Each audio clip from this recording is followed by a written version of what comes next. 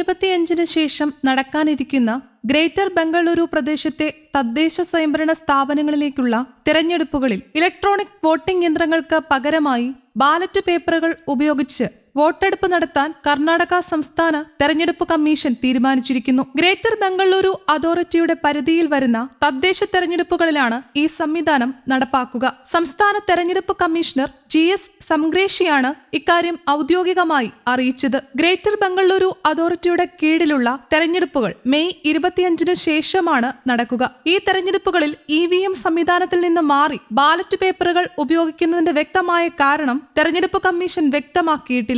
എന്നാൽ ballot paper ഉപയോഗിച്ച് തെരഞ്ഞെടുപ്പ് നടത്തുന്നതിന് നിയമപരമായ യാതൊരു തടസ്സവും നിലവിലില്ലെന്നും നിലവിലുള്ള നിയമം ഇത് അനുവദിക്കുന്നതിനാലാണ് ഈ തീരുമാനം എടുക്കുന്നതെന്നും കമ്മീഷൻ വിശദീകരിച്ചു. ഇലക്ട്രോണിക് വോട്ടിംഗ് യന്ത്രങ്ങളിൽ കൃത്രിമം നടത്താൻ സാധ്യതയുണ്ടെന്ന ആരോപണം കോൺഗ്രസ് പാർട്ടി ദീർഘകാലമായി ഉന്നയിച്ചു വരുന്ന പശ്ചാത്തലത്തിൽ കോൺഗ്രസ് ഭരിക്കുന്ന കർണാടക സംസ്ഥാനത്ത് ഇത്തരമൊരു നീക്കം നടത്തുന്നത് രാഷ്ട്രീയ നിരീക്ഷകർ പ്രത്യേക ശ്രദ്ധയോടെയാണ് കാണുന്നത്.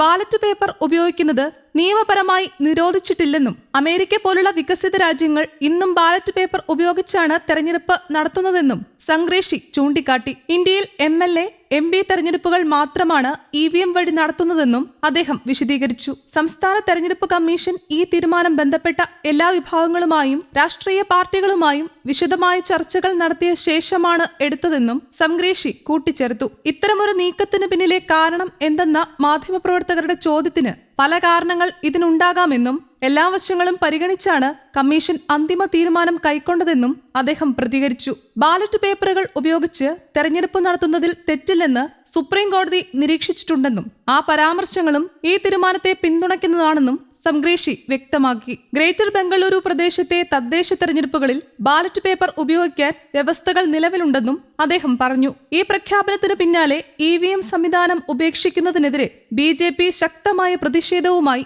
രംഗത്തെത്തി. EVM സംവിധാനം രാജ്യത്ത് ആദ്യമായി അവതരിപ്പിച്ചത് മുൻ പ്രധാനമന്ത്രി രാജീവ് ഗാന്ധിയാണെന്ന് BJP വക്താവ് പ്രകാശ് S ഓർമ്മിപ്പിച്ചു. രാഹുൽ ഗാന്ധിയെ തൃപ്തിപ്പെടുത്തുന്നതിനായി കോൺഗ്രസ് പാർട്ടി ബാലറ്റ് പേപ്പർ സംവിധാനത്തിലേക്ക് മടങ്ങുകയാണെന്നും EVM ആയാലും ബാലറ്റ് പേപ്പർ ആയാലും കോൺഗ്രസ് പാർട്ടിയുടെ പരാജയം ഉറപ്പാണെന്നും അദ്ദേഹം വിമർശിച്ചു. ഗ്രേറ്റർ ബംഗളൂരു അതോറിറ്റിയുടെ കീഴിൽ Bengaluru central, Bengaluru north, Bengaluru south, Bengaluru east, Bengaluru west എന്നീ 5 സിറ്റി കോർപ്പറേഷനുകളാണ് ഉൾപ്പെടുന്നത്. ഈ കോർപ്പറേഷനുകളിലെ വാർഡ് അടിസ്ഥാനത്തിലുള്ള കരട് വോട്ടർ പട്ടികയുടെ പ്രസിദ്ധീകരണം സംബന്ധിച്ച് രാഷ്ട്രീയ പാർട്ടി പ്രതിനിധികളുമായി കൂടിക്കാഴ്ച നടത്തിയ ശേഷമാണ് ചീഫ് ഇലക്ഷൻ കമ്മീഷണർ മാധ്യമങ്ങളെ കണ്ടത്. ആകെ 369 വാർഡുകളിലേക്കുള്ള കരട് വോട്ടർ പട്ടിക ജനുവരി 19 പ്രസിദ്ധീകരിക്കുമെന്നും അന്തിമ വിജ്ഞാപനം മാർച്ച് 16 പുറത്തിറക്കുമെന്നും അദ്ദേഹം അറിയിച്ചു.